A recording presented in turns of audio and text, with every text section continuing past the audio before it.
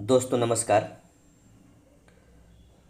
फिर से एक नए टॉपिक के साथ, यानी टॉपिक है या सब्जेक्ट कहिए अच्छा रहेगा, भारतीय राज्य व्यवस्था। यानी आज से हम लोग पॉलिटी का क्वेश्चन देखेंगे। सारे के सारे क्वेश्चन वन लाइनर फॉर्म पर होगी। और ये जो बुक है उस बुक का नाम है सार संग्रह। ठीक है, सार संग्रह की बुक है, लेटेस्ट बुक है, एडिशन 2024 का है। और ये बुक महेश बर्नवाल जी के उसी से लिया गया है। तो इससे पूर्व भारतीय इतिहास में आधुनिक खंड आप लोगों ने देखा, और आज से हम लोग चलते हैं भारतीय राज्य व्यवस्था यानी पॉलिटी में। ठीक है, ध्यान रखें दोस्तों, ये सार संग्रह की बुक है। ध्यान रखिए, लेटेस्ट बुक है, 2024 का बुक है। और चलिए हम लोग आधुनिक भारत देखने के बाद भारत राज्य व्यवस्था में खासकर हम लोग देखेंगे पॉलिटी को। यहाँ पर एक वर्ड लिखा हुआ है सत्यमेव जयते। ठीक है, सत्य की हर से विजय होती है। ध्यान रखेंगे, ये मुंडकोपनिषद से लिया गया है। ठीक है, मुंडकोपनिषद से लिया गया है। 26 जनवरी 1950 को भारतीय संविधान द्वारा इसे स्वीकृति मिली या एक्सेप्ट किया गया या संविधान में शामिल किया गया। चलिए इस आगे चलते हम लोग, पूरा वीडियो देखिएगा। अच्छा लगे तो ज़रूर एक लाइक शेयर कमेंट कीजिएगा, और चैनल पे आप नए हैं तो सब्सक्राइब भी कीजिएगा। ठीक है, तो हम लोग आज देखेंगे इंडियन पॉलिटी। ठीक है, भारतीय राज्य व्यवस्था। उसमें पहला टॉपिक है भारत का संवैधानिक विकास। ठीक है, तो हम लोग संवैधानिक विकास को देखते हैं। इसमें पहला क्वेश्चन है, देखिए फर्स्ट क्वेश्चन है यहाँ पर कि रेगुलेटिंग एक्ट 1773 द्वारा सर्वोच्च न्यायालय की स्थापना कहाँ की गई। तो दोस्तों ध्यान रखिएगा, रेगुलेटिंग एक्ट उस समय आया जब हमारे यहाँ पर गवर्नर के तौर पर वारेन हेस्टिंग्स थे। ठीक है, वारेन हेस्टिंग्स थे। वारेन हेस्टिंग्स के कार्यकाल को देखा जाए तो ध्यान रख 1772 से लेकर 1785 तक। मैं इसका कलर चेंज कर देता हूँ, कलर एक ही लग रहा है तो मैं चेंज कर देता हूँ कलर को। ठीक है, 1772 से 1785 तक ये रेगुलेटिंग एक्ट वारेन हेस्टिंग्स का कार्यकाल है। ध्यान रखें दोस्तों। साथ ही साथ क्वेश्चन ये है आपका, अच्छा एक बात और ध्यान रखिएगा, 1772 से 1774 तक, ठीक है, ये बंगाल के गवर्नर रहेंगे। और 1774 के बाद वारेन हेस्टिंग्स बंगाल के गवर्नर जनरल बन जाएंगे। तो इस प्रकार ध्यान रखें दोस्तों, इस प्रकार इसका एक क्वेश्चन बनता है कि बंगाल का प्रथम गवर्नर जनरल कौन थे, तो वारेन हेस्टिंग्स थे। साथ ही साथ एक बात ध्यान रखेंगे, ये बंगाल के बंगाल गवर्नर को गवर्नर जनरल कहने का मकसद ये था, ध्यान से बात कर रखिए दोस्तों, कि हमारे पास 3 प्रेसिडेंसी था, एक कलकत्ता, दूसरा मुंबई और तीसरा मद्रास। ठीक है, तो ये तीनों प्रेसिडेंसी अलग अलग तरीके से काम करता था, अपना अपना गवर्नर होता था। लेकिन 1773 का रेगुलेटिंग एक्ट से ये प्रावधान ला दिया गया कि सर्वा बंगाल के गवर्नर होंगे और तीनों प्रेसिडेंसियों में इन्हीं का शासन चलेगा। यानी जो बातें यहाँ से आउट होगी वो सब जगह पर लागू होगी। ठीक है, तो इसी में क्वेश्चन तो ये नहीं था, लेकिन ये क्वेश्चन इतना आपको मैंने बताया, याद रखिएगा। ठीक है, कि किस प्रकार गवर्नर जनरल बन गया। याद रखें इस बात का दोस्तों कि कलकत्ता में जो सर्वोच्च न्यायालय की स्थापना हुई थी, रेगुलेटिंग एक्ट 1773 के तहत हुआ था, लेकिन ये स्थापना 1774 में हुई। ठीक है, ध्यान इस बात का रखिएगा कि सर्वोच्च न्यायालय का मुख्य न्यायाधीश जो थे वो सर एलिजा, ठीक है, इम्पे नाम के व्यक्ति। ठीक है, साथ ही साथ एक बात और ध्यान रखिएगा कि जो मुख्य न्यायाधीश के अलावा सर एलिजा इम्पे के अलावा इसमें अन्य न्यायाधीश के तौर पे और 3 व्यक्ति थे, चैम्बर्स, लिमेस्टर और हाइड। ध्यान रखें, चैम्बर्स, लिमेस्टर और हाइड। आगे बढ़ते हैं। क्वेश्चन ये है कि भारतीयों को भारत के प्रशासन में भाग लेने का अधिकार किस अधिनियम के द्वारा प्राप्त हुआ? तो चार्टर एक्ट 1833 के द्वारा ये प्राप्त हुआ। भारतीयों को भारत के प्रशासन में भाग लेने का अधिकार दिया गया। ठीक है दोस्तों, एक बात और ध्यान रखिए इस चार्टर एक्ट के द्वारा कि ये आया था उस समय लॉर्ड विलियम बेंटिक के समय। ठीक है, और इस चार्टर एक्ट में एक प्रावधान लाया गया था कि अब बंगाल के गवर्नर जनरल भारत के गवर्नर जनरल कहे जाएंगे। इस प्रकार लॉर्ड विलियम बेंटिक भारत का गवर्नर जनरल, पहला गवर्नर जनरल बने। ठीक है, और इस प्रकार आप कह सकते हैं कि बंगाल के अंतिम governor general Lord William Bentinck. ठीक है, और इसी एक्ट में एक बात और ध्यान रखिएगा, कहा गया खासकर ब्रिटिश ईस्ट इंडिया कंपनी को कि अब आपका जो व्यापार एक अधिकार है वो पूर्णतः समाप्त की जाती है। ध्यान रखेंगे, ब्रिटिश ईस्ट इंडिया कंपनी के व्यापार एकाधिकार को 1833 के चार्टर एक्ट में समाप्त कर दिया गया था। ठीक है, साथ ही साथ एक बात और ध्यान रखेंगे कि सती प्रथा का उन्मूलन इसी समय हुआ 1829 में। ठीक है, बैन किया गया था। ठीक है, राजा राम मोहन राय ने मिलकर लॉर्ड विलियम बेंटिक के साथ में। ठीक है, चलिए आगे बढ़ते हैं। अगला क्वेश्चन है कि भारतीय विधान परिषद को बजट पर बहस करने की शक्ति किस अधिनियम के द्वारा प्राप्त हुई? तो याद रखें दोस्तों कि अभी भी बजट में बहस होती है, बजट पेश होता है, बजट सबके पास दिया जाता है और फिर बजट में बहस हो जाती है, बाद में बहस होती है। तो भारतीय विधान परिषद को बजट पर बहस करने की शक्ति जिस अधिनियम से प्राप्त हुआ वो है भारत शासन अधिनियम 1892। ठीक है, आगे चलते हैं। केंद्रीय विधानमंडल सर्वप्रथम किस अधिनियम के द्वारा द्विसदनीय बनाया गया? ठीक है, तो केंद्रीय विधानमंडल यानी कहने का मतलब है यहाँ पर संसद की बात हो रही है, ध्यान रखेंगे। ठीक है, तो संसद किस अधिनियम के तहत में द्विसदनीय, जैसे आज मेरे पास संसद लोकसभा राज्यसभा के रूप में, ठीक है, उसी संसद की बात हो रही है। तो द्विसदनीय बनाया गया तो 1919 के भारत शासन अधिनियम, इस अधिनियम को हम मॉन्टेग्यू चेम्सफोर्ड सुधार के नाम से भी जानते हैं। ठीक है, इस अधिनियम को किस नाम से जानते हैं? ध्यान रखें दोस्तों, मॉन्टेग्यू चेम्सफोर्ड सुधार। चेम्सफोर्ड उस समय के वायसराय और मॉन्टेग्यू उस समय के भारत सचिव।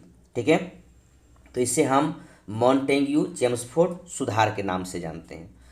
अगला क्वेश्चन है कि भारत के राष्ट्रपति को अध्यादेश यानी ऑर्डिनेंस निर्गत करने की शक्ति मूलतः किस अधिनियम से प्रेरित है? तो पहली बात तो ये सोचेंगे कि अध्यादेश होता क्या है, ऑर्डिनेंस होता क्या है। दोस्तों ध्यान रखिए, इस बात को लेकर ध्यान रखिएगा कि अगर संसद किसी कारणवश से फिलहाल नहीं चल रही है, आप जानते हैं संसद तीन बार बैठक होती है एक साल में, तो 3 बार जब बैठक अभी सत्र नहीं चल रही है, किसी सत्र को मतलब रोका गया या मतलब बैठक समाप्त हो गई है, उसके बाद देश में ऐसा कोई घटना घटती है जिससे एक कानून की आवश्यकता होगी। ठीक है, एक नियम की आवश्यकता होगी। उस समय संसद में बिना पास किए हुए भारत के कैबिनेट स्तर के मंत्री मिलकर एक नियम बनाएंगे और राष्ट्रपति के पास ये शक्ति है और उस शक्ति के अनुसार ध्यान रखेंगे वो नियम को राष्ट्रपति साइन कर देंगे। ठीक है, और इस वजह से वो कानून, ध्यान रखिएगा, जब संसद में पास नहीं हुई है तो उस कानून को संसद में 6 महीने के अंदर पास करवाना पड़ेगा। और अगर वो कानून पास नहीं हुई तो ध्यान रखिए, इस बात को रखिएगा, वो कानून समाप्त हो जाएगी। लेकिन एक बात और ध्यान रखिएगा कि जब संसद की सत्र शुरू हुई उससे 6 सप्ताह के अंदर अंदर उस कानून को पास करना पड़ेगा। मैं पहले बोला 6 महीना, फिर मैं बोल रहा हूँ 6 सप्ताह। इन दोनों बात को रिलेट कीजिए कि अगर कोई ऑर्डिनेंस लाया गया, उस ऑर्डिनेंस लाने के बाद आपको पता है कि संसद में पास नहीं किया गया, ठीक है, संसद में पास करवाना अगर हो तो ध्यान रखेंगे, इतना तय है कि 6 महीने के अंदर अंदर संसद की बैठक होगी, श्योर, ठीक है। मोटा मोटी मान के चलिए 4 मंथ में बैठक होती है, तो 6 महीने के अंदर अंदर में उस कानून को संसद में पेश करना होगा। और जिस दिन से संसद चालू हुई, बैठक प्रारंभ हुई, उस दिन से 6 सप्ताह के अंदर अंदर उस कानून को, उस ऑर्डिनेंस को दोनों सदनों में पास करवाना होगा। और अगर पास नहीं हो पाता है तो वो कानून उसी दिन समाप्त हो जाएगी, और अगर पास हो गया तो जिंदगी भर के लिए रह जाएगी, ठीक है। ध्यान रखेंगे 6 सप्ताह और 6 महीना में क्या बोल रहा हूँ, इसको अच्छी तरह से याद रखिएगा, ठीक है। तो दोस्तों एक बात और ध्यान रखिएगा, मैं बोलना भूल रहा था यहाँ पर, अध्यादेश जारी करने की शक्ति राष्ट्रपति को, ठीक है, राष्ट्रपति को आर्टिकल 123 के तहत में है। और अगर आपसे राज्यपाल के बारे में पूछे, ठीक है, तो ध्यान रखेंगे ऑर्डिनेंस जारी करने की शक्ति राज्यपाल के पास जो है वो 213 है, ठीक है। अगर राज्यपाल पूछे तो 213, और अगर राष्ट्रपति पूछे ऑर्डिनेंस जारी करने की शक्ति तो 123, ठीक है। 10 घटा दीजिएगा, 90 घटा दीजिएगा, ठीक है। एक बात ध्यान रखिएगा, राष्ट्रपति यानी संसद और विधानसभा में जितने भी आर्टिकल है, यानी राष्ट्रपति राज्यपाल में लगभग, या मान के चलिए 90 घटाना पड़ता है, 90 100 घटाएंगे तो आपका काम हो जाएगा, ठीक है।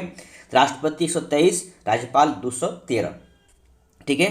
क्वेश्चन ये था कि भारत के राष्ट्रपति को अध्यादेश निर्गत करने की शक्ति मूलतः किस अधिनियम से प्रेरित है, तो भारत शासन अधिनियम 1935 के तहत, ठीक है। अब यहाँ पर कुछ बातें और दिया हुआ है, भारत के का संवैधानिक विकास दिया हुआ है। तो यहाँ पर यह है कि ईस्ट इंडिया कंपनी के तहत कौन कौन सी संवैधानिक विकास हुआ, यानी कौन कौन सा एक्ट आया, और फिर जब ये पूरे का पूरे ईस्ट इंडिया कंपनी से सत्ता छीनकर ब्रिटिश क्राउन अपने अंडर में लेती है या लेता है, तो उसके बाद कौन कौन सा कानून आया, ठीक है। तो देखिए यहाँ पर लिखा हुआ है, regulating act 1773, Pitt's India act 1784, charter act 1793, charter act 1813, charter act 1833 और चार्टर एक्ट 1853, ठीक है। इतना है। आगे अगर हम क्राउन की बात करें तो क्राउन में देखिए कौन कौन सा है, तो आपको पता है, एक बात और ध्यान रखेंगे, सिपाही विद्रोह, ठीक है। सिपाही विद्रोह होने के बाद ब्रिटिश ईस्ट इंडिया कंपनी से पूरी के पूरे सत्ता छीनकर ब्रिटिश क्राउन अपने हाथ पे ले लिए। उसके बाद जो भी नियम आया उसे कहा गया भारत शासन अधिनियम 1858, भारत परिषद अधिनियम 1861, भारत परिषद अधिनियम 1892, भारत परिषद अधिनियम 1909, भारत शासन अधिनियम 1919, भारत शासन अधिनियम 1935 और भारतीय स्वतंत्रता अधिनियम 1947, ठीक है। हम लोग आगे फिर सबके बारे में चर्चा अगर है तो करेंगे और नहीं है तो देखेंगे फिर, ठीक है। देखिए यहाँ पर क्या है, यहाँ पर एक क्वेश्चन दे रखा हुआ है कि केंद्र में द्वैध शासन व्यवस्था किस अधिनियम के द्वारा लागू की गई, ठीक है। अगर आपसे दोस्तों ध्यान रखें, केंद्र में पूछे, ठीक है, केंद्र में द्वैध शासन व्यवस्था किस अधिनियम के द्वारा लागू की गई, तो थोड़ा सा, ठीक है, यहाँ पर चेंज करना है, ठीक है। यहाँ पर थोड़ा सा गलतियाँ हो रही है। अगर यहाँ पर केंद्र ना हो के प्रांत होता तो बढ़िया होता, ठीक है। प्रांतों में द्वैध शासन की अगर बात किया जाए तो प्रांतों में द्वैध शासन की व्यवस्था जिस अधिनियम से लागू किया गया वो है भारत शासन अधिनियम 1919, जिसे आप मॉन्टेग्यू चेम्सफोर्ड सुधार के नाम से भी जानते हैं, ठीक है। और अगर केंद्र में द्वैध शासन की बात किया जाए तो ध्यान रखें दोस्तों, होगा भारत शासन अधिनियम 1935, ठीक है। मैं आप फिर से आपको बोल देता हूँ, ठीक है। अगर प्रांतों में द्वैध शासन की बात करें तो 1919, और केंद्र में द्वैध शासन की बात करें तो 1935, ठीक है। यहाँ पे थोड़ा सा मिस्टेक है, लिखने में मिस्टेक है, और कोई बात नहीं। तो यहाँ पे प्रांत होना चाहिए, प्रांत में द्वैध शासन व्यवस्था किस अधिनियम से लागू के द्वारा लागू की गई, तो भारत शासन अधिनियम 1919।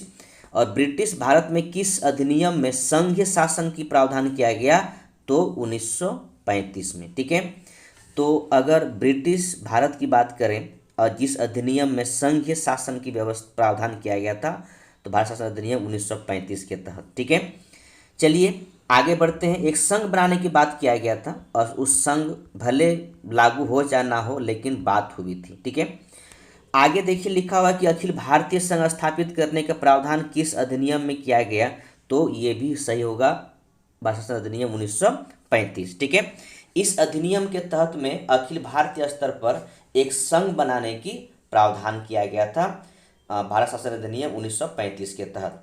भारत के संविधान में केंद्र और राज्यों के मध्य किया गया शक्तियों का विभाजन भारत सरकार अधिनियम 1935 पर आधारित है।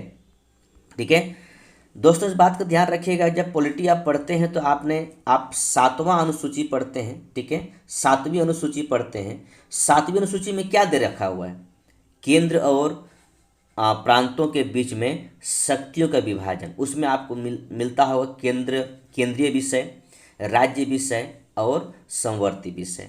इसी को कहते हैं केंद्र और राज्यों के बीच शक्तियों का बंटवारा, क्योंकि उसमें क्या होता है कि जो विषय केंद्र के पास है तो केंद्र कानून बनाती है, जो विषय राज्य के पास है तो राज्य कानून बनाती है, जो विषय संवर्ती सूची में है वो दोनों सरकार कानून बनाती है। लेकिन दोनों सरकार अगर एक ही साथ कानून बनाया जाए, एक ही विषय पर कानून बनाया जाए, तो वो राज्य ना बल्कि केंद्र सरकार के कानून लागू हो जाता है। ठीक है, तो जो केंद्र और राज्य के बीच में शक्तियों की बंटवारा है वो 7वीं अनुसूची में है, ध्यान रखेंगे दोस्तों।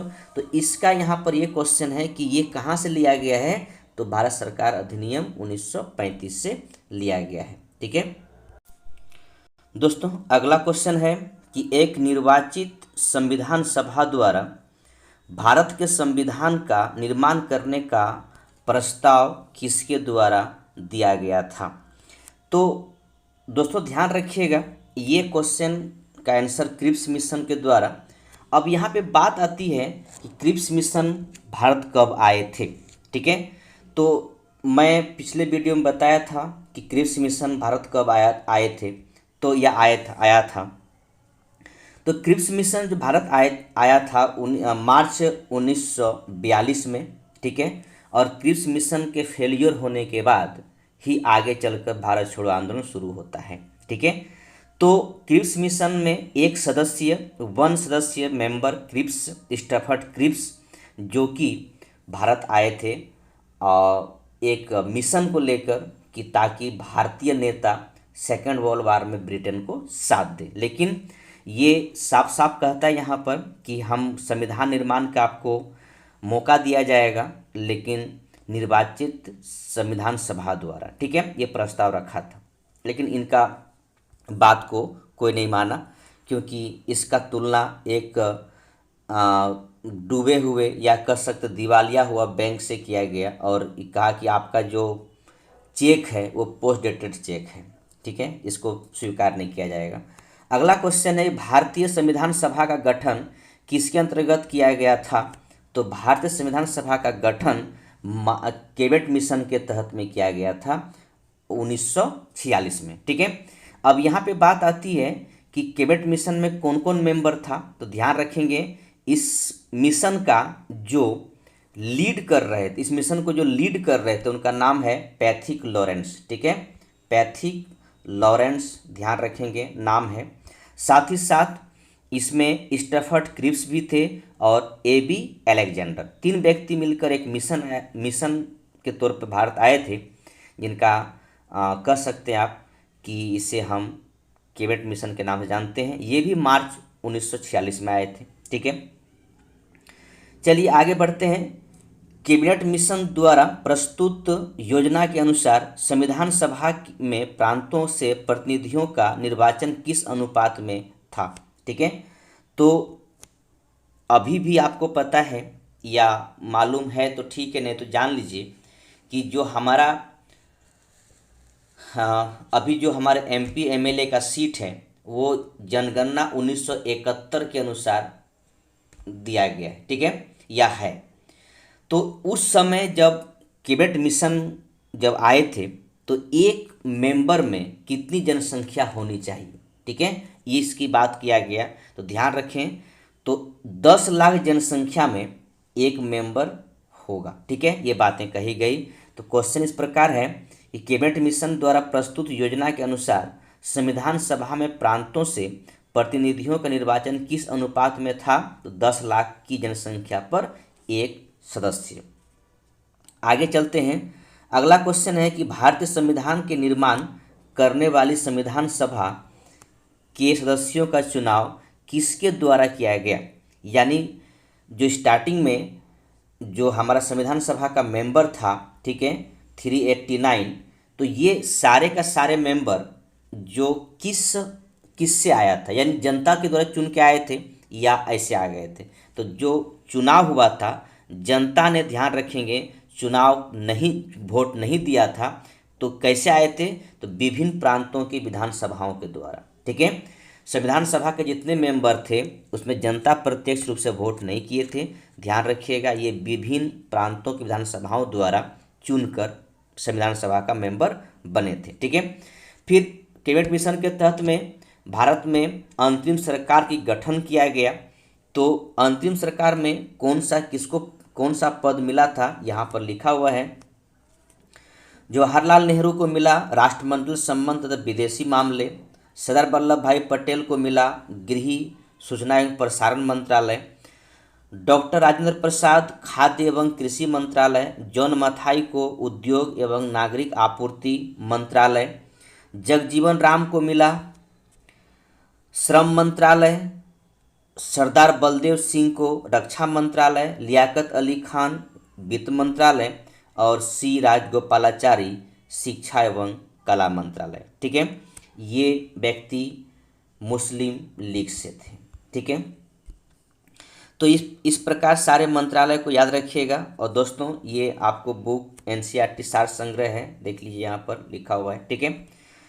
तो यहाँ पर एक क्वेश्चन और है, इनको भी देख लीजिए, ठीक है। क्या कहता है? कहता ये है कि भारत शासन अधिनियम 1919 की समीक्षा करने के लिए वर्ष 1927 में साइमन कमीशन का गठन किया गया था। इसके बारे में मैं अच्छी तरह बता चुका हूँ। ये 3 मार्च,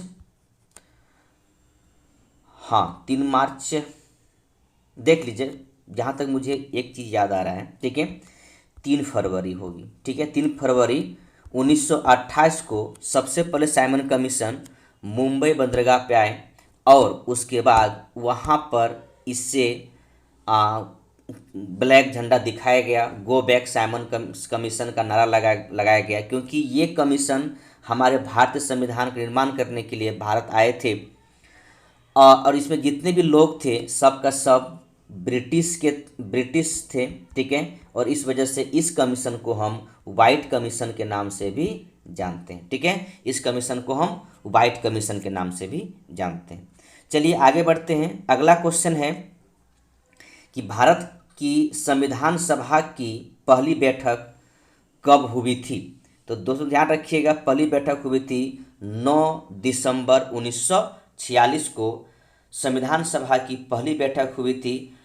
और ध्यान इस बात का भी रखिएगा कि इस दिन अस्थायी सदस्य के तौर पर, अस्थायी अध्यक्ष के तौर पर सच्चिदानंद सिन्हा थे और उनके बाद फिर अस्थायी मेंबर के तौर पर 11 दिसंबर, ठीक है, 11 दिसंबर 1946 को अस्थायी मेंबर के तौर पर डॉक्टर राजेंद्र प्रसाद अस्थायी अध्यक्ष के तौर पर, परमानेंट चेयरमैन के तौर पर संविधान सभा का राजेंद्र प्रसाद को चुन लिया गया। और 13 दिसंबर को उद्देश्य प्रस्ताव पारित किया गया, प्रस्तुत किया गया। और यही उद्देश्य प्रस्ताव आज हमारा प्रस्तावना है, ठीक है, प्रियम्बल। ध्यान रखेंगे, संविधान सभा में पंडित नेहरू द्वारा उद्देश्य प्रस्ताव कब प्रस्तुत किया गया था? 13 दिसंबर को किया गया था। और 13 दिसंबर का प्रस्तुत उद्देश्य प्रस्ताव आज हमारे देश का प्रस्तावना, संविधान का प्रस्तावना है, जिसे आप प्रियम्बल कहते हैं, ठीक है। तो दोस्तों ध्यान रखें, बीच में यहाँ पर एक कोष्टक में कुछ चीज़ें लिखा, उसको भी देख लेते हैं। भारतीय संविधान का प्रथम प्रारूप, first draft sir BN Rao ने तैयार किया था। ठीक है, चलिए आगे बढ़ते हैं। अगला क्वेश्चन, नेहरू द्वारा प्रस्तुत उद्देश्य प्रस्ताव संविधान सभा में कब स्वीकृत हुआ? तो स्वीकृत हुआ 22 जनवरी 1947 को। पेश कब हुआ था? तो 13 दिसंबर 1946 को। ठीक है, तो इस प्रकार पेश हुआ 13 दिसंबर 1946 को। ये उद्देश्य प्रस्ताव स्वीकृत हुआ, पास हुआ 22 जनवरी 1947 को। ठीक है, आगे बढ़ते हैं। अगला क्वेश्चन है, भारतीय संविधान के निर्माण काल में संविधान सभा के कुल कितने अधिवेशन हुए थे? तो कुल 11 अधिवेशन हुए थे।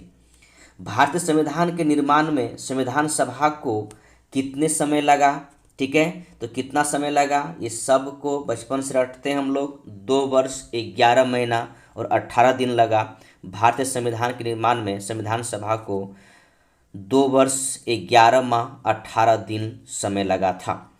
भारतीय संविधान सभा के संवैधानिक सलाहकार कौन थे? तो संवैधानिक सलाहकार BN राव थे। भारत की संविधान सभा ने वर्तमान रूप में राष्ट्र ध्वज को कब अपनाया? तो 22 जुलाई 1947 को अपनाया। ठीक है, आगे चलते हैं।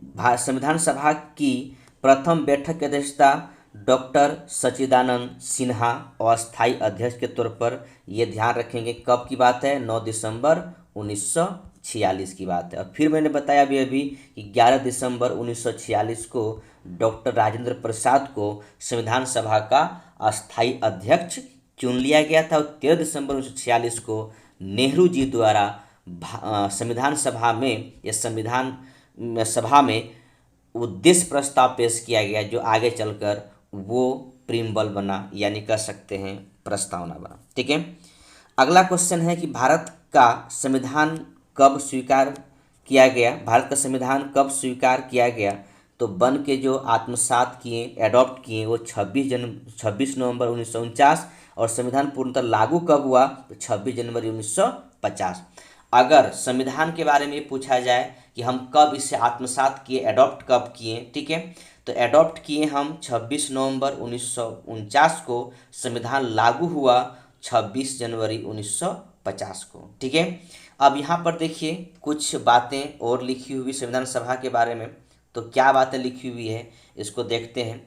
कहता 9 दिसंबर 1946 को संविधान सभा की प्रथम बैठक हुई, जिसमें सच्चिदानंद सिन्हा को अस्थायी अध्यक्ष तथा 11 दिसंबर 1946 को डॉक्टर राजेंद्र प्रसाद को अस्थायी अध्यक्ष चुना गया। संविधान निर्माण का प्रारंभ 13 दिसंबर 1946 को पंडित जवाहरलाल नेहरू द्वारा प्रस्तुत उद्देश्य प्रस्ताव से हुआ, जिसे 22 जनवरी 1947 को सर्वसम्मति से स्वीकार कर लिया गया। इसके बाद 26 नवंबर 1949 को भारतीय संविधान अंगीकृत एडॉप्ट किया गया और 26 जनवरी 1950 को इसे पूर्णतः लागू किया गया। ठीक है, ये पूरे डाटा इस प्रकार करके है, आप इसे देख लीजिए कि 9 दिसंबर 1946 को अस्थायी अध्यक्ष के चुना गया सच्चिदानंद सिन्हा को, 11 दिसंबर 1946 को राजेंद्र प्रसाद को अस्थायी अध्यक्ष चुना गया, 13 दिसंबर 1946 को जवाहरलाल नेहरू द्वारा उद्देश्य प्रस्ताव पेश किया गया, 22 जनवरी को उद्देश्य प्रस्ताव को सर्वसम्मति से स्वीकृत कर लिया गया, स्वीकार कर लिया गया, 26 नवंबर 1949 को संविधान को हमने अंगीकृत किया, संविधान को एडॉप्ट किया और लास्ट में 26 जनवरी 1950 को संविधान पूर्णतः लागू हो गया। ठीक है, चलिए आगे बढ़ते हैं। आगे कुछ क्वेश्चन है। क्वेश्चन इस प्रकार है कि 26 नवंबर 1949 को भारतीय संविधान किसके द्वारा अधिनियमित किया गया? तो संविधान सभा के द्वारा अधिनियमित किया गया, यानी एडॉप्ट किया गया। ठीक है, आगे है कि जन गण मन को भारत के राष्ट्रगान के रूप में कब अपनाया गया? तो जन गण मन को भारत के राष्ट्रगान के रूप में 24 जनवरी 1950 को अपनाया गया। रविन्द्रनाथ टैगोर, आपको तो याद ही होगा। ठीक है, रविन्द्रनाथ टैगोर। ध्यान रखें दोस्तों इस बात को लेकर कि 1911 के कलकत्ता अधिवेशन में पहली बार जन गण मन गाया गया था भारतीय राष्ट्रीय कांग्रेस के अधिवेशन में। ठीक है, 1911 कलकत्ता अधिवेशन में जन गण मन पहली बार भारतीय राष्ट्रीय कांग्रेस के अधिवेशन में गाया गया था। ठीक है, आगे बढ़ते हैं। भारत सरकार द्वारा अशोक स्तंभ को राष्ट्र चिन्ह नेशनल इम्बेलम के रूप में कब हम इसे अंकित किए? तो 26 जनवरी 1950 को। भारतीय सभा की सलाहकार समिति एडवाइजरी कमेटी के अध्यक्ष कौन थे? तो सरदार वल्लभ भाई पटेल थे। ठीक है, ध्यान रखेंगे। संविधान सभा की सलाहकार समिति कौन थे? एडवाइजरी कमेटी कौन थे? सरदार वल्लभ भाई पटेल थे। संविधान सभा के झंडा समिति अध्यक्ष कौन है? डॉक्टर राजेंद्र प्रसाद। ध्यान रखें, कहीं कहीं जैविक रिप्लानी भी दिया रहता है, ध्यान रखेंगे। झंडा समिति के अध्यक्ष डॉक्टर राजेंद्र प्रसाद, ध्यान रखिएगा। ठीक है, फिर कुछ समितियां यहाँ पर दिया हुआ है, उनको भी देख लेते हैं। संघ शक्ति समिति पंडित जवाहरलाल नेहरू, संघीय संविधान समिति पंडित जवाहरलाल नेहरू, प्रांतीय की बात जहाँ आ जाएगा सरदार वल्लभ भाई पटेल, ध्यान रखेंगे। प्रारूप समिति भीमराव अंबेडकर, प्रारूप समिति अध्यक्ष भीमराव अंबेडकर थे, इसमें 7 मेंबर और थे। ठीक है, मौलिक अधिकार और अल्पसंख्यक संबंधी परामर्श समिति सरदार वल्लभ भाई पटेल, प्रक्रिया नियम समिति डॉक्टर राजेंद्र प्रसाद, राज्यों के लिए समिति पंडित जवाहरलाल नेहरू और संचालन समिति डॉक्टर राजेंद्र प्रसाद। ठीक है, आगे बढ़ते हैं। अगला क्वेश्चन है कि संविधान सभा के कार्यों से संबंधित समिति के अध्यक्ष कौन थे? तो कौन थे? जी.वी. मावलंकर। ठीक है, जी.वी. मावलंकर। डॉक्टर अंबेडकर, भीमराव अंबेडकर की अध्यक्षता में संविधान सभा की प्रारूप समिति में 6 अन्य सदस्य थे, यानी सब मिलाकर कुल 7 मेंबर थे। अंबेडकर को लगाकर 7 हो जाएगा, बाकी 6 अन्य थे। तो कौन कौन थे देखिए, यहाँ पर लिखा हुआ है। N Gopalaswami Ayyangar, doctor K M. Munshi, B L. Mitra, बाद में इनके स्थान पर एन. माधव राव आए, अलादी कृष्ण स्वामी अय्यर, सैयद मोहम्मद सादुल्ला तथा डी.पी. खेतान, बाद में इसके स्थान पर टी.टी. कृष्णमाचारी थे। ठीक, आगे बढ़ते हैं। अगला क्वेश्चन है कि भारतीय संविधान ने डॉक्टर भीमराव अंबेडकर यानी बी.आर. अंबेडकर की अध्यक्षता में प्रारूप समिति गठन कब किया था? तो 29 अगस्त 1947 को प्रारूप समिति गठन किया गया था और इसी समिति के द्वारा संविधान का निर्माण किया गया। भीमराव अंबेडकर की संविधान सभा में निर्वाचन किस प्रेसिडेंसी से हुआ? ध्यान रखेंगे, बम्बई प्रेसिडेंसी 1947 से 50। लेकिन ध्यान रखेंगे, जब देश आज़ाद नहीं हुआ था, जब देश नहीं बटा था, ठीक है, बटने से पूर्व इनका चुनाव बंगाल प्रेसिडेंसी से हुआ था। वो जहाँ से चुनाव जीत कर आए थे 1946-47 में, वो जगह चला गया पाकिस्तान। तो फिर अलग जगह से चुनाव जीतना था, तब संविधान सभा में आ सकते थे। तो चुनाव जहाँ से चुना गया था, ठीक है, वो था बम्बई प्रेसिडेंसी से लास्ट में चुना गया था, जिसमें 1947 से 1950 तक संविधान सभा के मेंबर के तौर पर रहे। ठीक है, तो स्टार्टिंग में बंगाल प्रेसिडेंसी से, बाद में बम्बई प्रेसिडेंसी से। ठीक है, चलिए आगे बढ़ते हैं और देखते हैं कुछ बातें। फिर यहाँ पर लिखा हुआ है कि भारत का संविधान मूलतः 2 भाषा हिंदी तथा अंग्रेजी में लिखा गया था और सभी सदस्यों ने इन दोनों प्रतियों पर हस्ताक्षर किए थे। यानी भारतीय संविधान जो है ये 2 भाषा में लिखा गया था, ध्यान रखेंगे, हिंदी और अंग्रेजी भाषा में लिखा गया था। और जितने लोगों ने साइन किया था 284 व्यक्ति ने साइन किए थे, ध्यान रखेंगे। देश बंटवारा होने के बाद तो याद रखेंगे, तो इतने लोगों ने साइन किए थे। तो इतने लोगों ने जो साइन किया तो दोनों प्रति में साइन किए थे, यानी हिंदी और इंग्लिश दोनों प्रतियों में साइन किए थे। ठीक है, चलिए आगे बढ़ते हैं। अगला है आपका टॉपिक है संविधान के विभिन्न प्रावधानों व उनके स्रोत, यानी संविधान में कौन कौन सा प्रावधान है और हम उनका स्रोत कहाँ कहाँ से लिए। मैं पहले बोल देता हूँ, संविधान का स्रोत में ध्यान रखिएगा 1935 के अधिनियम से, भारत संविधान अधिनियम 1935 से 2/3 भाग लिया गया है और बाहरी विदेशी संविधान से 1/3 भाग लेकर हम एक संविधान का निर्माण किए। ठीक है, एक संविधान का निर्माण किए। चलिए आगे बढ़ते हैं। पहला क्वेश्चन देखिए यहाँ पर है कि भारतीय संविधान के मौलिक कर्तव्यों फंडामेंटल ड्यूटी का विचार किस देश के संविधान से लिया गया है? तो दोस्तों इस बात को ध्यान रखिएगा, स्टार्टिंग में मौलिक कर्तव्य नहीं था, ठीक है, इसे बाद में जोड़ा गया। और कहाँ से?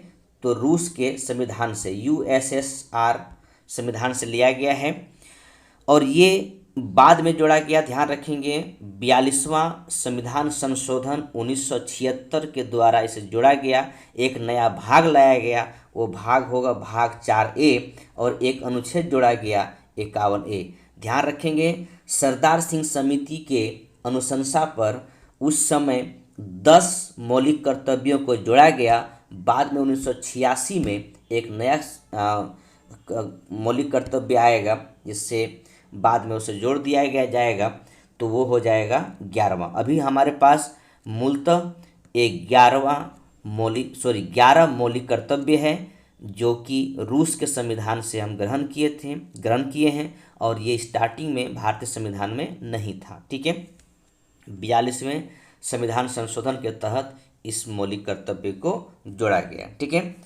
चलिए आगे बढ़ते हैं। भारतीय संविधान में राज्य के नीति निर्देशक तत्वों की संकल्पना किस देश के संविधान से अभिप्रेरित है? तो कहाँ से है? आयरलैंड से। अगर आप DPSP directive principle of state policy की बात करें तो ध्यान रखेंगे भाग 4 में है, ठीक है, भाग 4 में है। और आपसे अगर अनुच्छेद पूछे तो ध्यान रखेंगे अनुच्छेद 36 से लेकर 51 तक, ठीक है, 36 से लेकर 51 तक भाग 4 अनुच्छेद 36 से 51 आयरलैंड के संविधान से लिया गया है, ठीक है। एक व्यक्ति, ध्यान रखेंगे, एक व्यक्ति ने कहे थे, उन व्यक्ति का नाम है केटी शाह।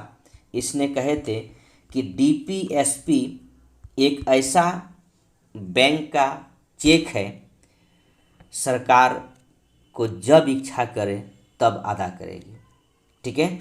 तो आप डीपीएसपी के लिए किसी कोर्ट में जा नहीं सकते हैं कि मुझे नहीं मिल रहा है, ठीक है। सरकार की मंशा के ऊपर में, सरकार की इच्छा के ऊपर में है कि अगर वो चाहे तो आपको दे सकती है, नहीं चाहे तो वो जब इच्छा करे तब दे, ठीक है।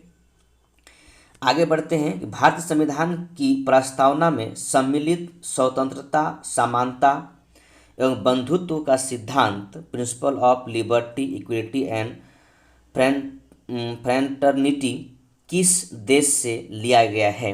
तो ये है फ्रांस से। फ्रांस क्रांति का ये स्लोगन था स्वतंत्रता, समानता एवं बंधुत्व, ठीक है। ये युद्ध हुआ था कब? ध्यान रखें 1789 में हुआ था, ठीक है। ये युद्ध हुआ था फ्रांस में। फ्रांस की क्रांति से लिया गया है। एक और इसमें जुड़ता है मानव अधिकार, ठीक है। चलिए आगे बढ़ते हैं। भारत में न्यायिक पुनर्विलोकन, जुडिशियल रिव्यू की संकल्पना किस देश के संविधान से ली गई है? तो जुडिशियल रिव्यू की संकल्पना यूएसए, संयुक्त राज्य अमेरिका से लिया गया है। भारतीय संविधान एक विशेष संविधान सभा द्वारा निर्मित एवं लिखित संविधान है। इस दृष्टिकोण से भारतीय संविधान अमेरिकी संविधान के समतुल्य है। ध्यान रखेंगे दोस्तों इस बात का कि अगर पूछा जाए सबसे पहले लिखित संविधान कहाँ लागू हुआ या कहाँ अपनाया गया था, तो अमेरिका में, ठीक है। चलिए आगे बढ़ते हैं कि क्वेश्चन इस प्रकार है कि भारतीय संविधान में संवैधानिक संशोधन का प्रावधान किस देश से लिया गया है? ठीक है, हम संविधान को संशोधन कर सकते हैं, ठीक है। तो इसका प्रावधान कहाँ से लिया गया है? तो ये इसका प्रावधान लिया गया है दक्षिण अफ्रीका के संविधान से, ठीक है। भारत के संविधान में सम्मिलित आपातकालीन उपबंध किस देश के संविधान से प्रेरित है? तो आपको पता है दोस्तों कि आपातकाल 3 प्रकार का है, ठीक है। राष्ट्रीय आपातकाल, वित्तीय आपातकाल और राष्ट्रपति शासन, ठीक है। तो ये तीनों का तीनों आपातकाल आपको अनुच्छेद भी याद रखना है, 352, 356 और 360, ठीक है। राष्ट्रीय आपातकाल, संवैधानिक आपातकाल और वित्तीय आपातकाल, ये तीनों आपातकाल जो है हमारे पास वो किस देश के संविधान से प्रेरित है? दोस्तों ध्यान रखेंगे जर्मनी के वीमर संविधान से प्रेरित हैं।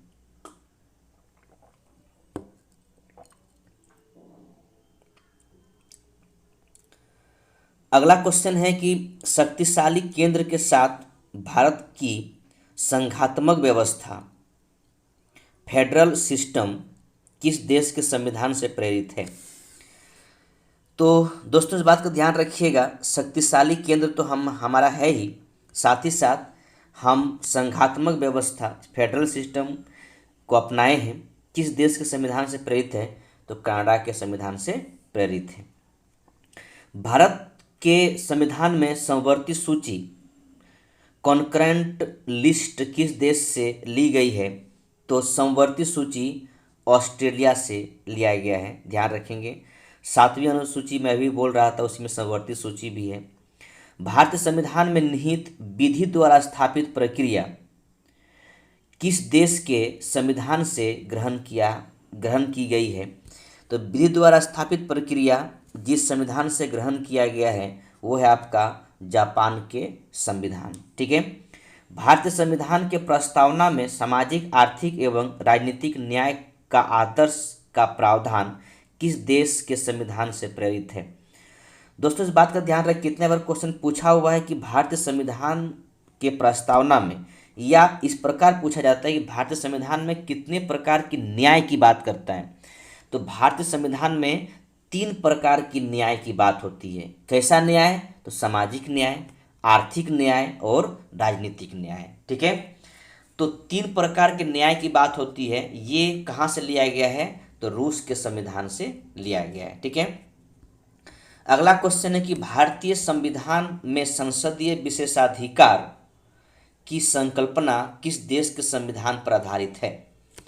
तो ब्रिटेन के संविधान पर आधारित है। भारतीय संविधान में संसदीय विशेषाधिकार की संकल्पना किस देश के संविधान पर आधारित है? तो ब्रिटेन के संविधान पर आधारित है। ठीक है।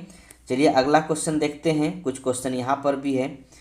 तो क्वेश्चन इस प्रकार है कि भारत के संविधान में सम्मिलित मूल अधिकार फंडामेंटल राइट किस देश के संवैधानिक प्रावधानों से प्रेरित है?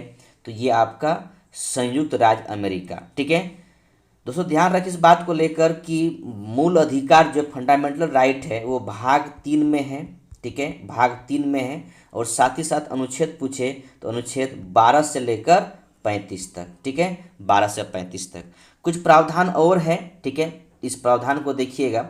विभिन्न देशों के संविधान के लिए संविधान से लिए गए प्रावधान, एक तरफ देश का नाम है, एक तरफ प्रावधान का नाम है। ठीक है, प्रावधान क्या क्या है? तो संयुक्त राज्य America, United state of America से क्या क्या लिया गया? प्रस्तावना का शब्द हम भारत के लोग, ये लिया गया। मूल अधिकार लिया गया।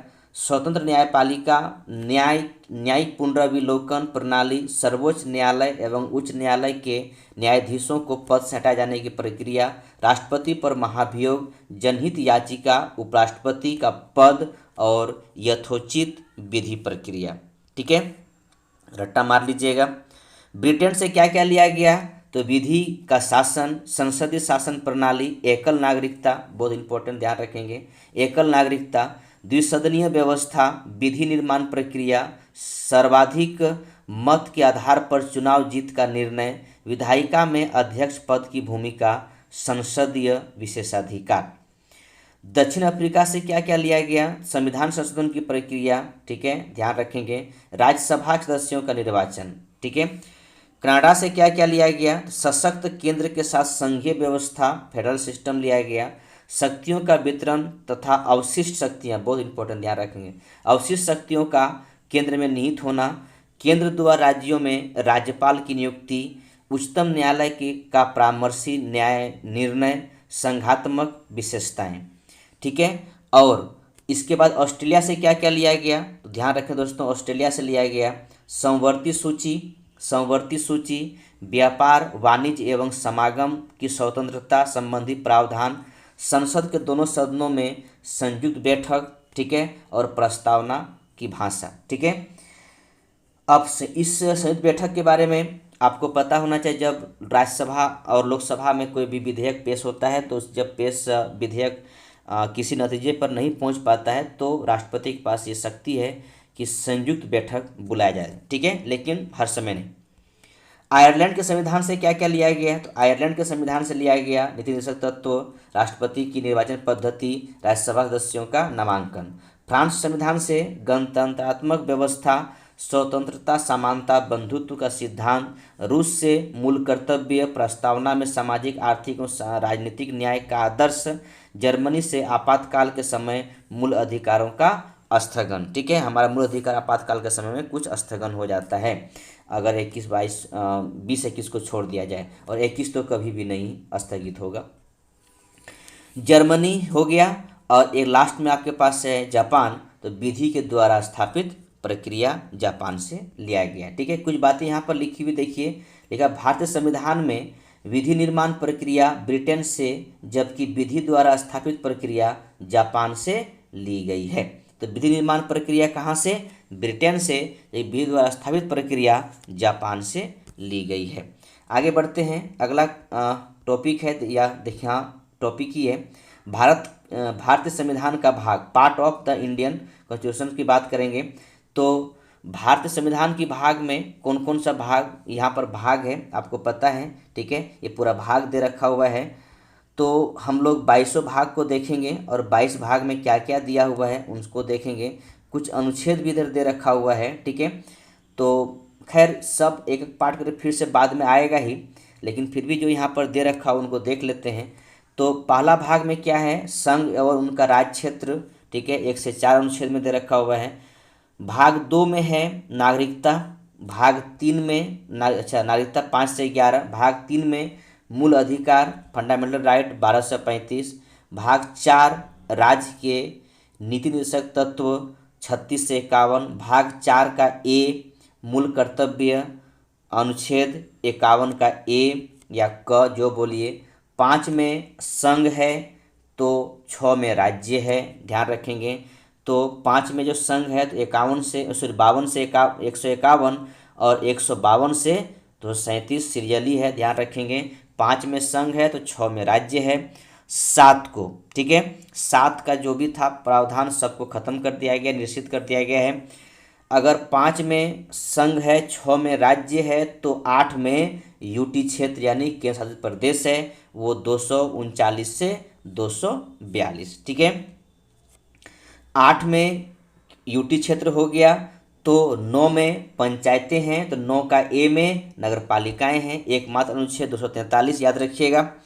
तो 9 का ए में नगर पालिकाएँ हैं, तो 9 का बी में सहकारी समिति है, कोऑपरेटिव सोसाइटी सब है। ठीक है, तो 10 में क्या है? अनुसूचित जनजाति, अनुसूचित और जनजातीय क्षेत्र 244 से 244 क। इसके बाद 10 में क्या है? 10 में तो हो गया। ठीक है, इसके बाद 11 में क्या है? 11 में संघ और राज्यों के मध्य संबंध है, यानी दोनों संघ राज्य के बीच में जो संबंध होता है, relations between the union and the state की बात करेंगे। ठीक है, 263 के बीच में। 12 में क्या है? वित्त, संपत्ति, संविदा एवं वाद 264 से 300 ए तक। 13 में क्या है? भारत के राज्य क्षेत्र के भीतर व्यापार, वाणिज्य और समागम 301 से 307 आर्टिकल। 14 में संघ और राज्यों के अधीन सेवाएं 308 से 323। इसके बाद 14 का ए में अधिकरण ट्रिब्यूनल है 323 क से 323 ख। 15 में निर्वाचन आयोग 324 से 329 क। इसके बाद 16 में कुछ वर्गों के संबंध में विशेष उपबंध है, अनुसूचित जातियाँ, अनुसूचित जनजातियाँ, पिछड़े वर्ग एवं आंग्ल भारतीय के संबंध में विशेष उपबंध 330 से 342। इसके बाद 17 में राजभाषा ऑफिशियल लैंग्वेज है 343 से 351। इसके 18 में आपात उपबंध है 352 से 360। फिर इसके बाद 19 में प्रकीर्ण मिसलेनियस करके दे रखा हुआ है। इसके बाद 20 में है संविधान संशोधन, ये 368 एकमात्र अनुच्छेद। अस्थायी संक्रमण तथा विशेष उपबंध 21 में दे रखा हुआ 369 से 352। और 22 अनुच्छेद में 22वां भाग में दे रखा हुआ संक्षिप्त नाम, प्रारंभ, हिंदी एवं प्राधिकृत पाठ और निरसन 393 यानी 93 से लेकर 395। तो अगर आप इसको गिनेंगे, ठीक है, तो 22 भाग है, लेकिन अगर 1 2 3 को भी गिन के जोड़ लेंगे तो सब मिलाकर 25 भाग हो जाएगा। और अनुच्छेद देखिए 395 ही है, तो अभी भी ध्यान रखेंगे मूलतः 22 भाग ही है और अनुच्छेद 395। ठीक है, अगर अनुसूची पूछे तो 12, स्टार्टिंग में अनुसूची 8 था, अभी 12 है। ठीक है, ये बात यहाँ पर लिखा हुआ है कि भारत संविधान के भाग 11 के अध्याय 1 संघ और राज्यों के मध्य विधायी संबंधों लेजिस्लेटिव रिलेशन को दर्शाता है। ठीक है, तो भारत संविधान के भाग 11 का अध्याय 1 संघ और राज्यों के मध्य विधायी संबंधों को दर्शाता है। ठीक है, चलिए आगे बढ़ते हैं और अगला टॉपिक है हमारा भारतीय संविधान में अनुसूचियाँ। अभी मैंने बताया कि हमारे पास जो अनुसूचियाँ हैं वो 12 अनुसूची है। स्टार्टिंग में जब संविधान निर्माण हुई थी उस समय 8 अनुसूची था, बाद में 9 को जोड़े, 10 को जोड़ा गया, फिर 11 और 12 जोड़ा गया।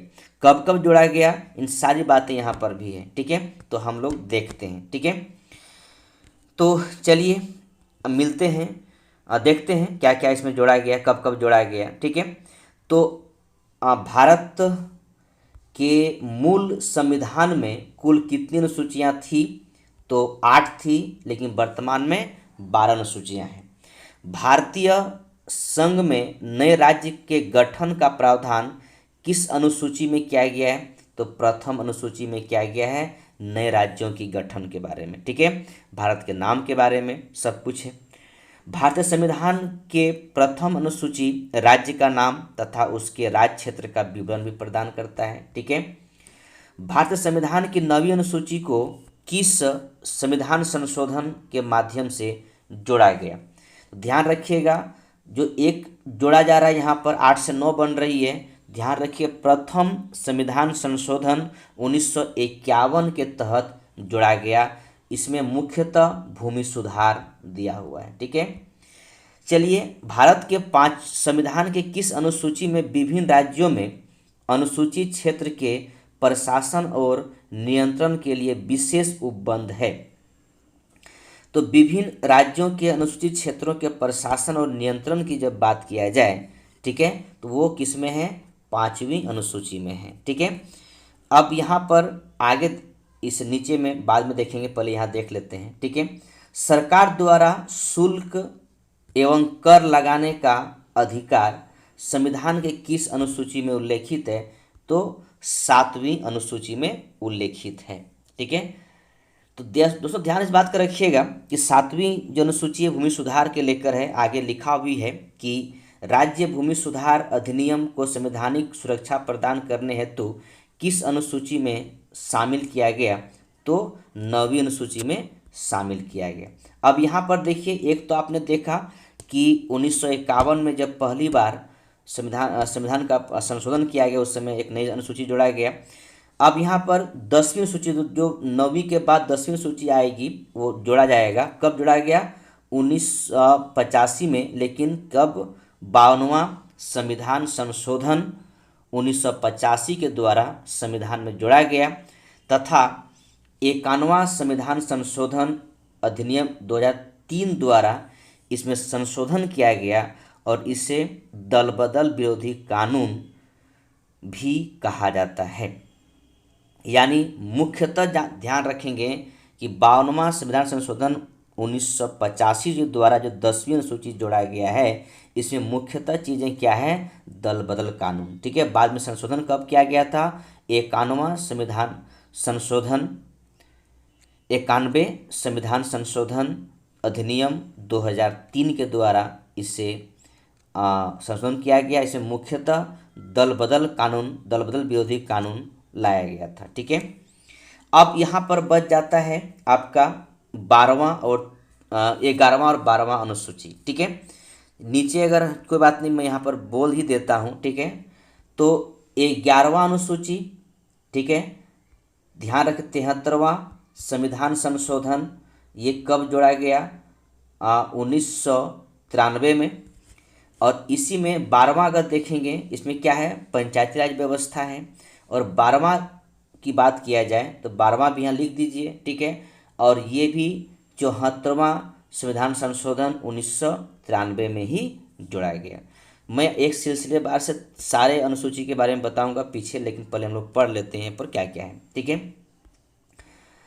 अंग्रेजी भाषा में बोली जाने वाली एक प्रमुख भाषा है। अंग्रेजी भारत में बोली जाने वाली एक प्रमुख भाषा है, परंतु इसे संविधान के 8वीं अनुसूची में शामिल नहीं किया गया। ध्यान रखें दोस्तों, 8वीं अनुसूची में क्या है? भाषा है। ठीक है, 22 भाषा को रखा गया 8वीं अनुसूची में, लेकिन अंग्रेजी को नहीं रखा गया है। ठीक है, अब देखिए यहाँ पर से 22वां अनुसूची शायद यहाँ पर दिया है। ठीक है, हाँ सॉरी, 22 अनुसूची में बोल रहा हूँ बार बार, 22 भाषा था, 12 अनुसूची। ठीक है, 12वां अनुसूची यहाँ पर दिया हुआ है। ठीक है, तो देखिए क्या क्या है यहाँ पर। तो पहली अनुसूची में क्या है? तो पहली अनुसूची में है राज्य संघ क्षेत्रों। ठीक है, संघ क्षेत्रों के नाम एवं उनकी सीमाएं। ठीक है, ये पहला अनुसूची में है। तो दोस्तों ध्यान रखिएगा, ये जितने आर्टिकल दिए उनको छोड़ दीजिए। ठीक है, कोई मतलब नहीं बनता आर्टिकल, उतना याद भी रखना जरूरत नहीं है। ठीक है, उतना ज़्यादा दिमाग मत लगाइए अनुच्छेद को याद करने में, पढ़ते पढ़ते अनुच्छेद याद हो जाएगा। ठीक है, तो चलिए याद रखेंगे यहाँ पर कि पहली अनुसूची राज्यों और संघ के बारे में बात करता है, उनकी नाम दिया गया, उनको सीमाएं दिया गया है। दूसरी अनुसूची ध्यान रखेंगे शपथ ग्रहण पेंशन और भत्ते के बारे में है। ठीक है, अब किन जगह बात किया जा रहा है वो देख लीजिए।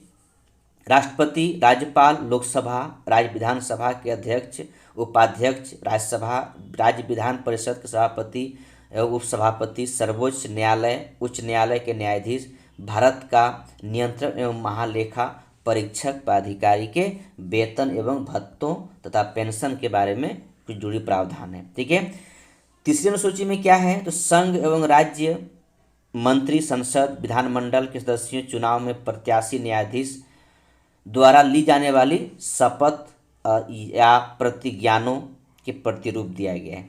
चौथा में क्या है?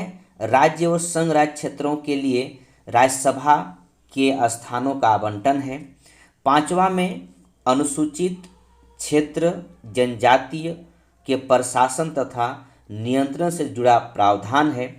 छठा में क्या है कि असम, मेघालय, त्रिपुरा और मिजोरम, आप इनको मैप से देखिएगा तो लगेगा कि एक ही जगह पर सब सटा हुआ राज्य है। असम है, त्रिपुरा है, मेघालय है और मिजोरम है। ठीक है, असम, मेघालय, त्रिपुरा और मिजोरम राज्यों की जनजातीय क्षेत्रों के प्रशासन के संबंध में उपबंध किया गया है। सातवीं अनुसूची में क्या है? संघ सूची, राज्य सूची और संबद्ध सूची के विषय शामिल किया गया है। आठवां में क्या है? भाषा दे रखा है, 22 भाषाएं हैं।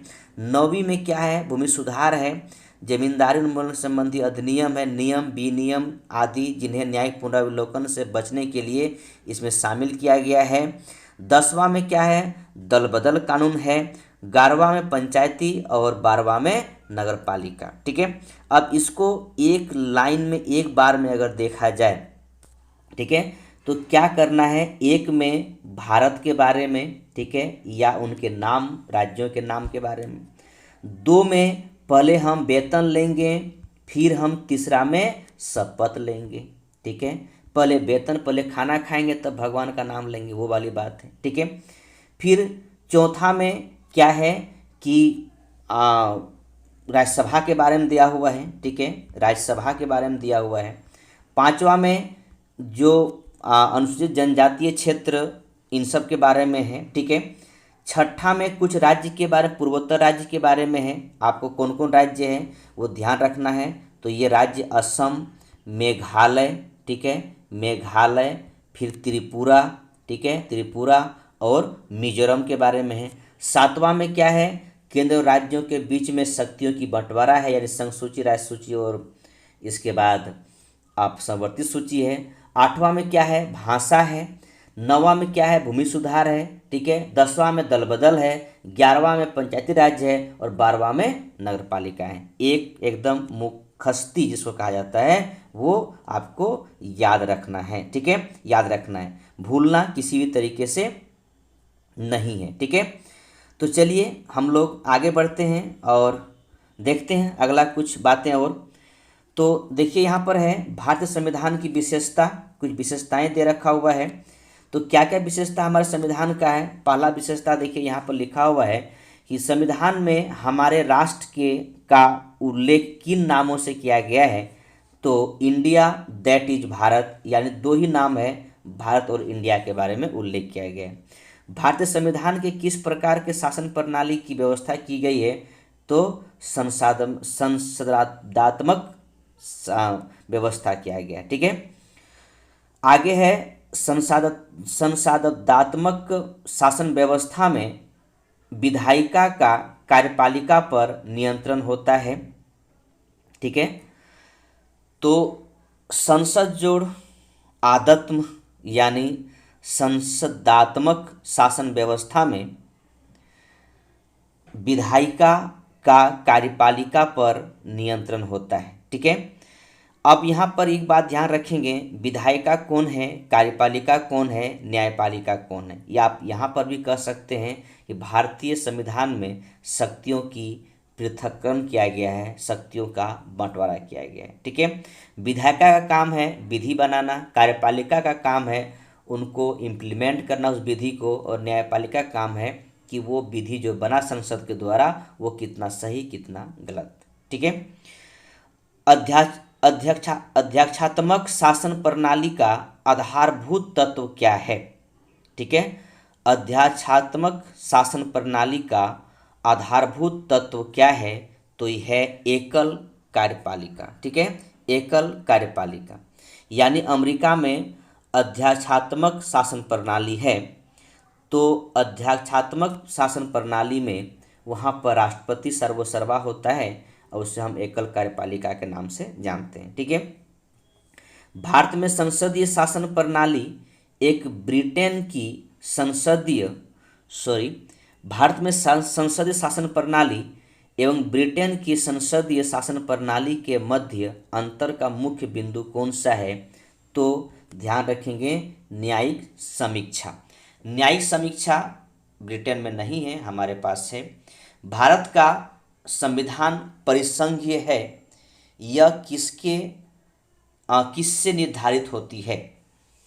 तो केंद्र और राज्यों के मध्य शक्तियों का वितरण जो है, इसी से आप कह सकते हैं भारत का संविधान परिसंघीय है, फेडरल है। ठीक है, चलिए आगे बढ़ते हैं। आगे कुछ देखिए यहाँ पर लिखा हुआ है कि भारतीय संविधान में कौन कौन चीज़ें मूल्य रूप से है।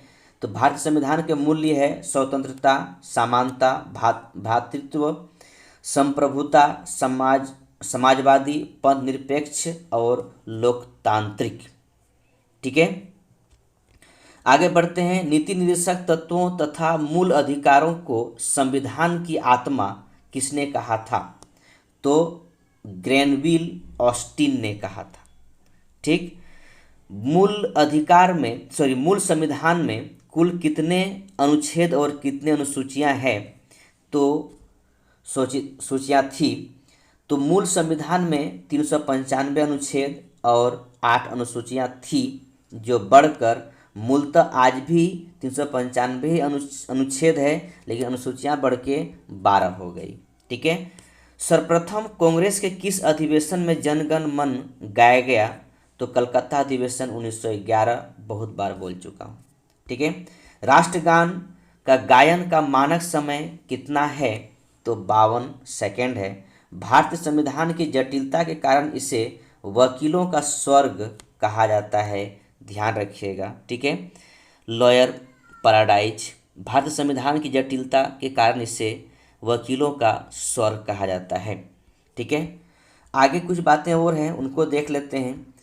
बातें ये है कि भारतीय संविधान अधिक कठोर तथा अधिक लचीले के मध्य एक अच्छा संतुलन स्थापित करता है। यह कथन किसका है? केसी वेलर का है। आगे क्वेश्चन है कि भारतीय संविधान अंशतः कठोर और अंशतः लचीला है, यानी थोड़ा कठोर थोड़ा लचीला है। भारत अर्ध संघात्मक राज्य है, यह किसने कहा था? ठीक है, किसने कहा था? केसी वेलर ने कहा था, ध्यान रखेंगे। भारतीय संविधान के बृहत होने का क्या कारण है? संघ और राज्यों का एकल संविधान। ठीक है, तो इसीलिए भारत का इतना बड़ा संविधान हो गया, बृहद संविधान हो गया। अपनी राष्ट्रवादी प्रतिक्रिया में भारतीय संविधान के निर्माताओं ने अल्पसंख्यकों के हितों तथा भावनाओं के महत्व को कम करके आंका है। यह कथन किसका है? तो ये कथन है आइवर जेनिक्स का। ठीक है। भारत में राजनीतिक सत्ता का प्रमुख स्रोत कौन है? तो जनता है। ध्यान रखेंगे, जनता ही सर्वोसर्वा है। कोई भी संविधान कितनी भी अच्छा क्यों ना हो, यदि उसे क्रियान्वित करने वाले बुरे व्यक्ति हैं तो संविधान भी बुरा हो जाएगा। यह कथन किसका है? तो ये कथन है भीमराव अंबेडकर, डॉक्टर भीमराव अंबेडकर का। संविधान का संघात्मकता के तंग ढांचे में नहीं ढाला गया है। ठीक है। तो संविधान को संघात्मकता के तंग ढांचे में नहीं ढाला गया है, यह कथन डॉक्टर भीमराव अंबेडकर के। भारत के स्वतंत्रता के बाद भारतीय राष्ट्रीय कांग्रेस को एक राजनीतिक दल के रूप में भंग कर दिया जाना चाहिए। यह सुझाव किसने दिया था? महात्मा गांधी ने दिया था। भारतीय संघवाद को सहकारी संघवाद, कोऑपरेटिव फेडरलिज्म किसने कहा था? तो ग्रीनविल ऑस्टिन ने कहा था। अध्यात्मक शासन व्यवस्था प्रणाली में कार्यपालिका की समस्त शक्तियाँ किसमें निहित होती है? तो राष्ट्रपति में होती है। अमेरिका में यही व्यवस्था है। मौलाना अबुल कलाम आज़ाद ने संविधान सभा में वयस्क मताधिकार को 15 वर्षों के लिए स्थगित करने की बात कही थी कि अभी सबको नहीं दिया जाए, 15 वर्ष के बाद दिया जाए, लेकिन ऐसा नहीं हुआ। संविधान सभा ने सभी को मत देने के लिए अधिकार दे दिया गया।